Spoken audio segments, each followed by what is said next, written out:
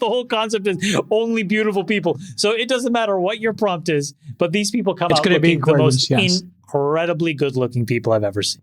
As if the standard wasn't already high enough with filters and everything else, but this is going to be revolutionary for independent film. I mean, this is obviously just tip of the iceberg, but the problem in independent film right now is that the economic model literally doesn't work. It's too expensive to make an independent movie relative to the return. And so the independent movie business is almost dried up, almost completely.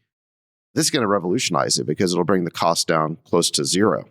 Now, I don't agree with Freeberg that everyone's going to design their own entertainment because most people are lazy. No, I'm not saying design. The way you think about creative production processes is what's going to change. It's all going to reduce down to sitting down. And it's like when you ask your spouse or partner or whatever, what do you want to watch tonight? And they answer something, that something will then be delivered to you instantly. That's what's going to be so powerful. Well, you mean the AI is going to create it on the spot for you? It certainly will. But I think that there's a certain element of culture that gets integrated into personal AI. I don't think we have time for this, but I have like a whole philosophy.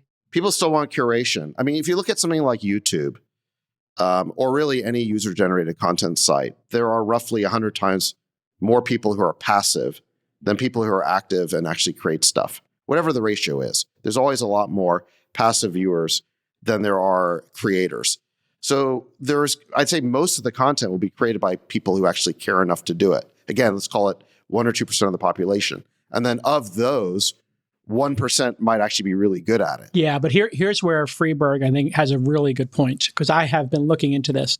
Imagine if you took The Sopranos, something you and I love, Sax, and you just said, hey, for each season, give me 10 more minutes per episode and give me like 2 more characters or whatever.